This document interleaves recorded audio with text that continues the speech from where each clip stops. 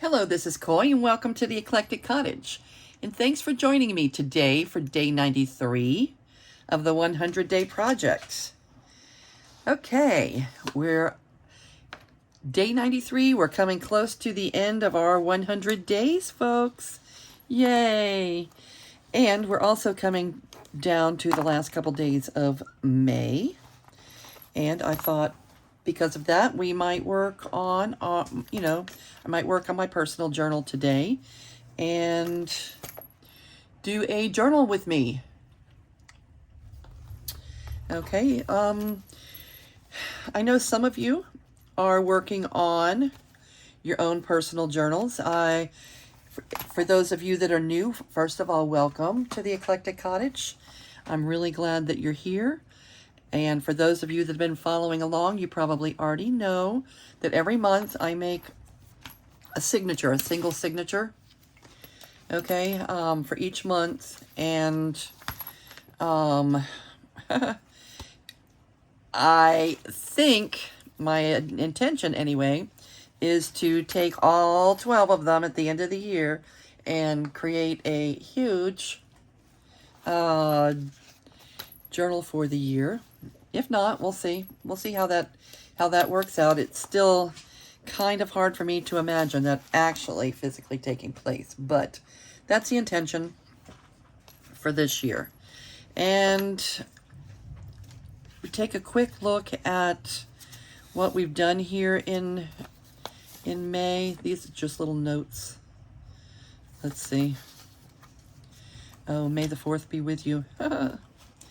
Okay,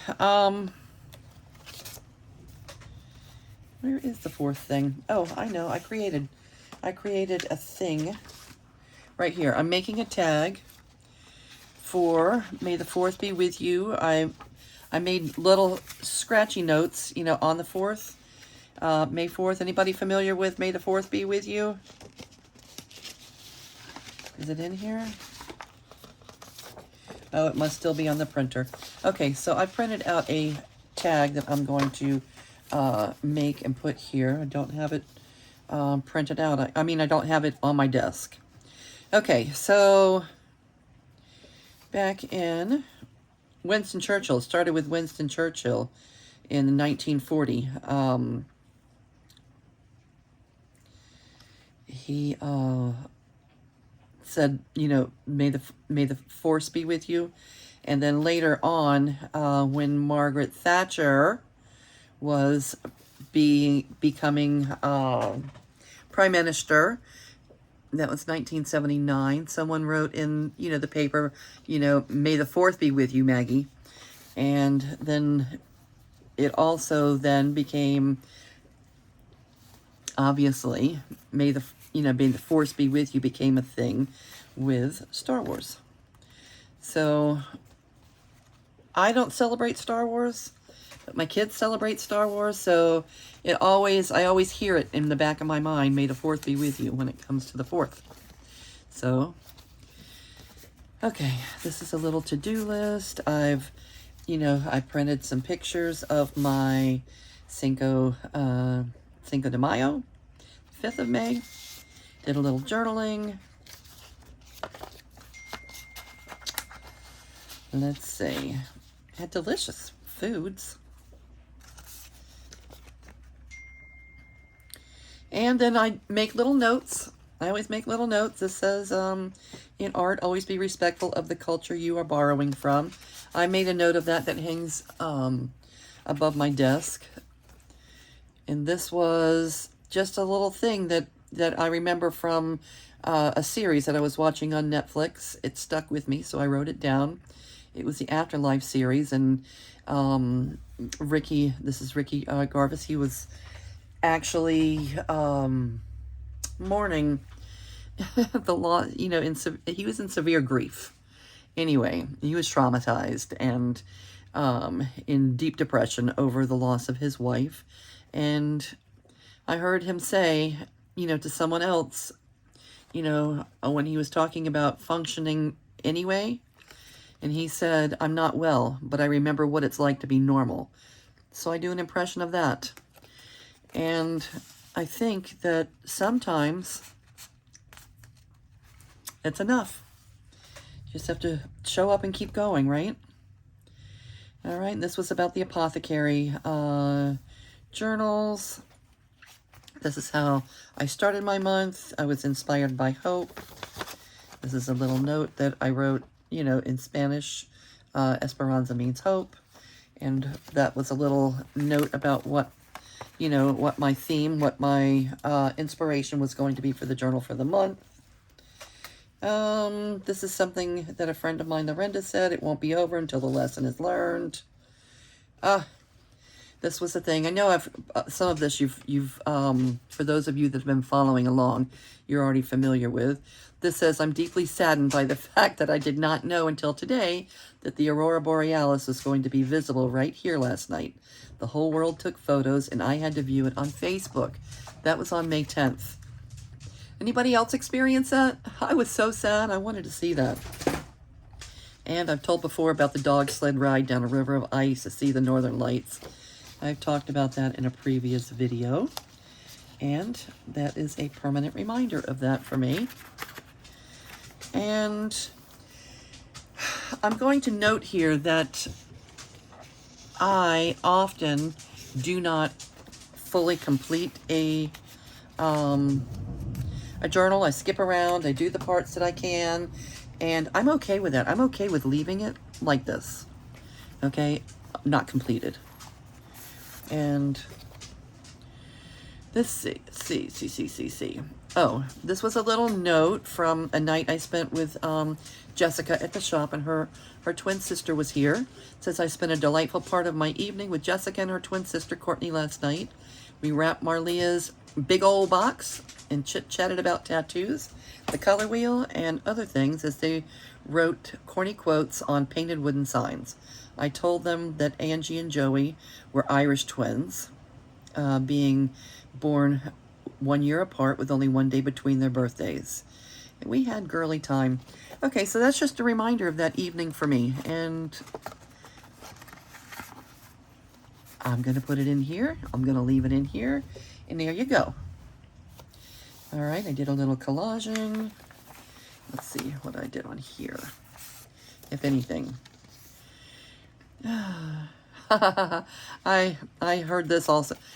Sometimes I write down little quotes that I hear now and then. It says, if you think about it, the only difference between a hero and a villain is who's telling the story. I guess there's a fine line between, you know how they say there's a fine line between love and hate? I guess that's something similar. The only difference between a hero and a villain is who's telling the story. So one man's trash is another man's treasure. I guess one man's villain is another man's hero, right?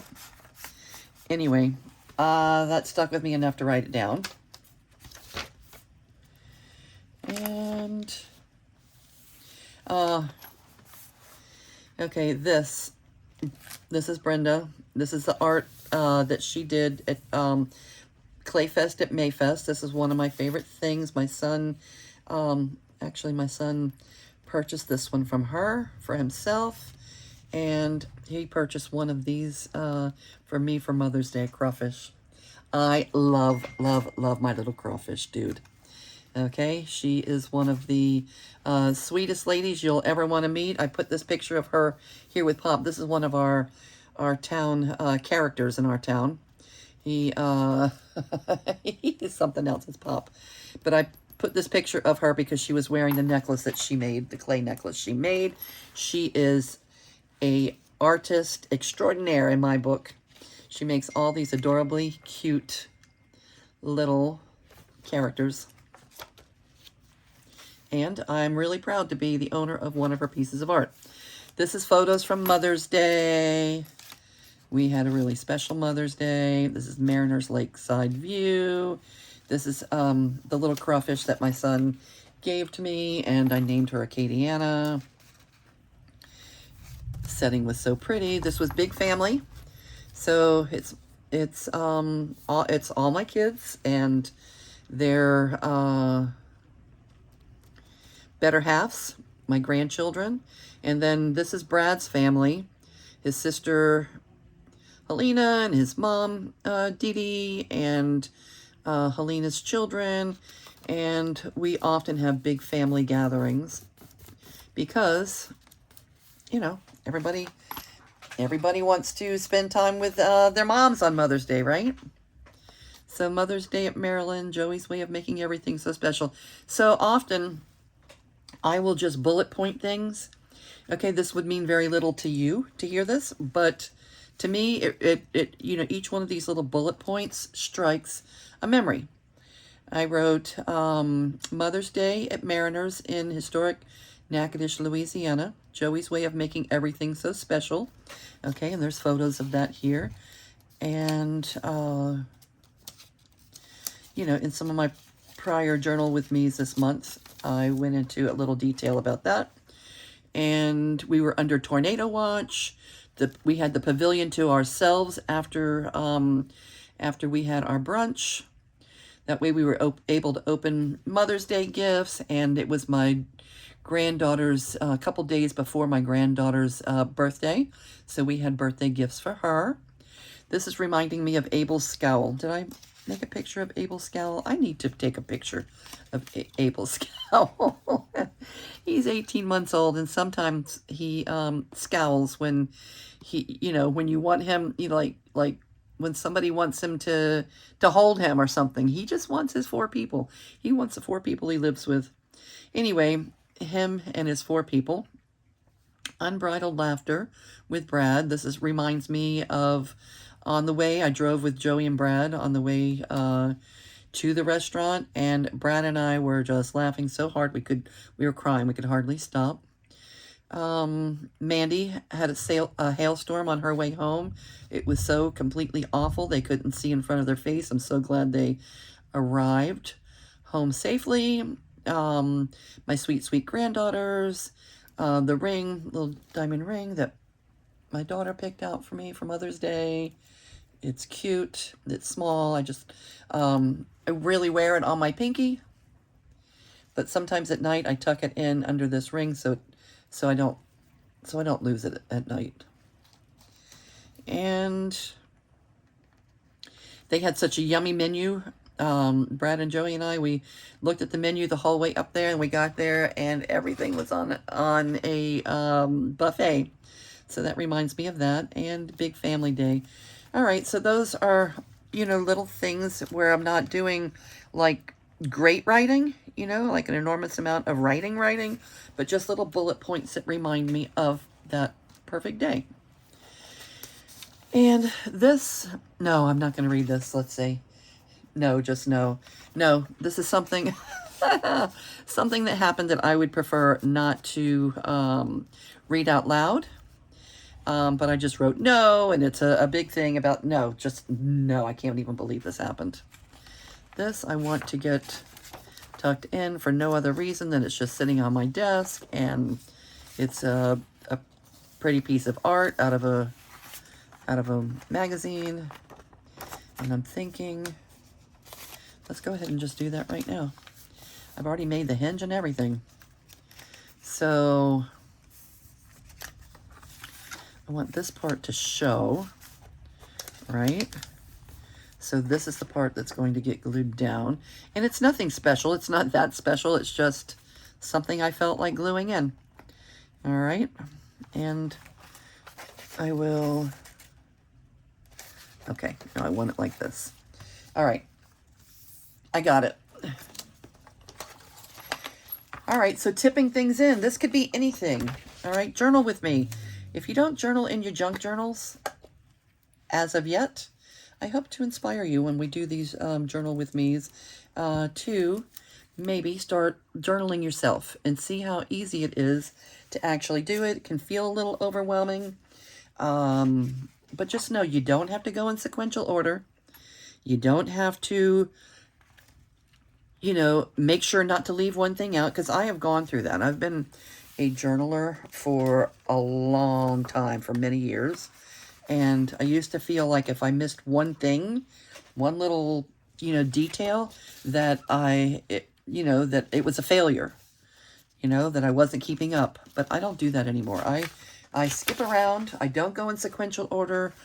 I am using one signature a month. So pretty much I know anything that I wrote or that I put in, you know, this particular signature happened during the month of May, but, you know, something that happened on May 2nd might be at the end of the book, and something from May 30th might be at the beginning. It just depends.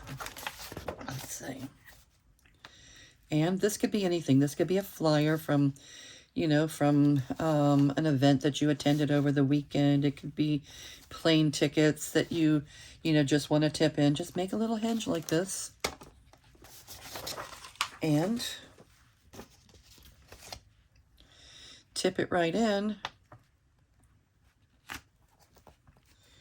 Anywhere in your journal. And now you have it permanently has a home. All right, this is not a really big deal. This is just a, you know, something I clipped out of a magazine. But if this was your journal, you would still have all this open space to, you know, you could have glued, you know, just glued the whole thing down, all right, and covered that page. And maybe, maybe if I was making the decision about it now, I might have done that because I have, you know, leftover space in the journal. But when I created this and made the hinge and everything, it was beginning of the month, and I thought, well, this will leave me some room in case I want to journal a little bit more. Okay, I also tipped in, this is an envelope, and I tipped it in. I just glued down the flap to the envelope. It's a little card that my mom sent. Okay, so cute. And that way I'll always have it, you know, and it doesn't have to float around my art room. I wrote this. This is Louisa Hensel. She started calling her pockets ephemera storage thingies. So ephemera storage thingies was anything that holds your ephemera, anything that holds your pocket stuffers. All right. Shabby Dabby Doodah. I started calling them pocket stuffers when I saw a little video from Shabby Dabby Doodah, and she was doing tags and, you know, journaling spots and things that you stuff your pockets with. So pocket stuffers and ephemera storage thingies. All right. And this was, I could probably go in and update this a little bit. That's just, you know, my May calendar. This was just a note of some things that I wanted to print out to make sure to get into my journal. And I have done a little printing. Let me show you what I have done.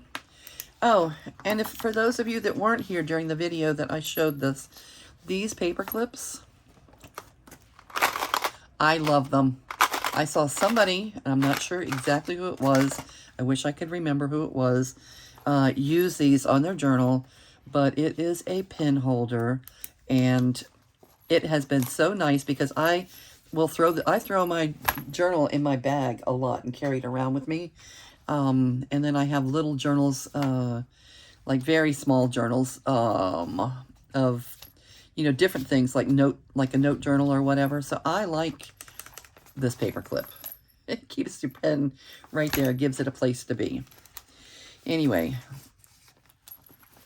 all right, so that's that.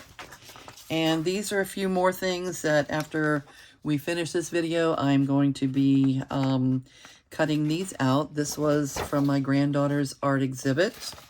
This is her, you know, some of the photos of her art. I want to make sure to get that in my journal.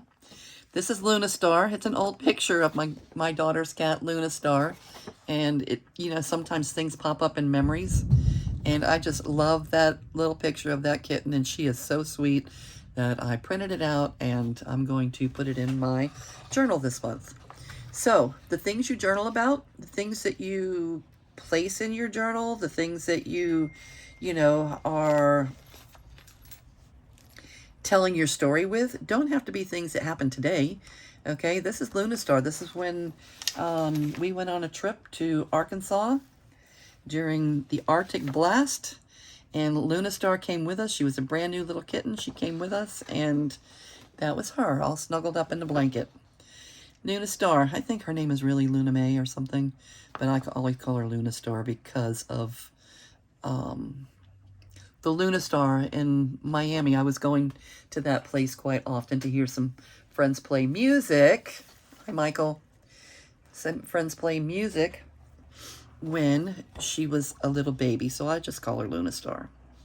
And this, I would definitely want to do, you know, make a journal card of that. That is a shirt, an 8th grade shirt that my granddaughter Maylee, her school asked her to design the 8th grade shirt, and that's what she came up with. Now, she was a little bit sad when she told me the story, because all of this is her, you know, is her design, but they took off, they changed the head.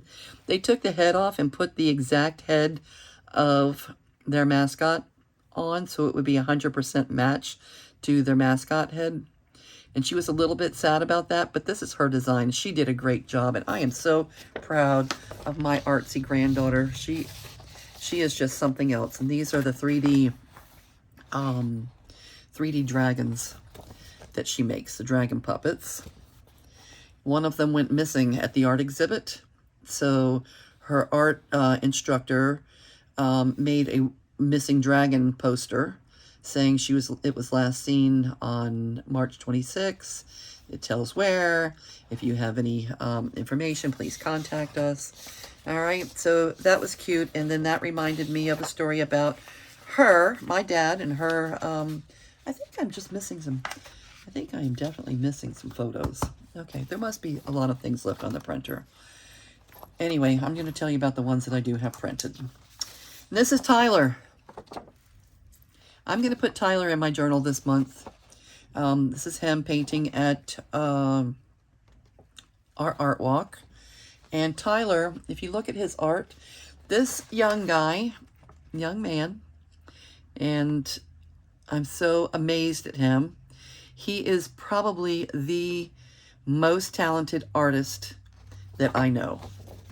Okay, maybe, and he's prolific. I mean, he paints giant paintings. Some of these aren't giant. These are things that he was doing remotely. These are things that he was doing like at the art walk, so portable. But he does giant paintings, and he sits here, and you can see, you know, you can watch, and watching him is so amazing. Each tiny little brushstroke is perfection.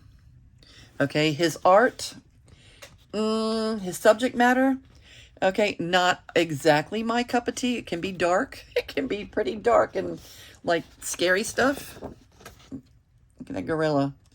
Okay, but meticulous. I don't know of any artist that's better than Tyler. Okay, I don't know that anybody's more talented, even the masters. How can they even be more talented than somebody who can make each of these little suction cups and tentacles are how many brush strokes and how much perfection needs to be created. And, you know, he'll just think of something. Oh, let me add the moth in, or let me add this in, and poof, there it'll be. Anyway, enough gushing. This is one of my favorite. This is probably my favorite artist. Love him. Do I want this giant gorilla hanging in, you know, my living room? No. My son really wants this one. My son loves that octopus. He would like to have that painting, and I hope that he ends up getting it. No, I don't really want a painting of some of these things, but he also does, there is a painting of his that I want, and it's of a bass. It's a bass, a pretty big painting, and the bass looks like it's swimming right out of the painting into the living room. It looks like you could just reach out and grab that bass. Anyway, I'm going to put Tyler in my art journal, in my junk journal, and this is, I'm definitely missing some photos. This is some of the photos from our last art walk in May. That was on May 18th. These are some of the vendors that joined us. That is the little, the little flyer for the event. You can see some of my artwork in here. This is my journals, and different things. And this is one of our favorite people. This is Lisa. Lisa is probably the only person I know that is not a dog lover. Lisa is afraid of dogs, but this is probably the first time she ever held a dog. That she loves this one. This is my son's dog, and he's still a pup. He's his name is Cooper. He is the cutest thing. Do I have any Cooper? I don't have Cooper. Let me write that down. I need to put an updated Cooper photo in my journal because he is delightful. All right, I want an updated, good up-close picture because Brad, my son-in-law, takes amazing photos of Cooper. Okay, so I need Cooper, and I need to look for my photos. All right, enough chit-chat. That's what I'm going to be doing today, and I may add a couple of little, page tabs or, a few extra little somethings in the journal before the end of the month. But probably in our next journal with me, we're going to be putting together our journal for the month of June. Okay. Thank you all for joining me today. I hope you're doing something crafty on your own desk. And I hope when you come here to the Eclectic Cottage that you may find some things that inspire you to delve deeper into your own creative process. And journaling with me, I think, is something that I'm going to continue doing, and hope that more and more of you, because I know so many people that make junk journals, so many people in our community do not actually journal in their journals. And I hope to inspire some of you to see how simple it is. And you can have a journal. Let's just take this apothecary journal that we're working on. You can have this journal that you make yourself, or if you don't want to make it yourself, you can purchase it from someone else. Okay, you buy this journal, and there are so many places to do your journaling, so many places to add your your own ephemera from your day-to-day life. And it doesn't have to be in sequential order. It doesn't have to be perfect. You can put anything in here. You can, you saw how I added just a random book page, okay, as a tip in here in this journal. Okay, does it mean anything to anybody? No, it's just something that's been sitting around on my desk. I like it. It's an authentic piece, and I just wanted to keep it. So there it is. All right, and the journals that I make, there should be plenty of places. If you don't already have a bunch of stuff yourself, there's already plenty of places, plenty of things to journal on, and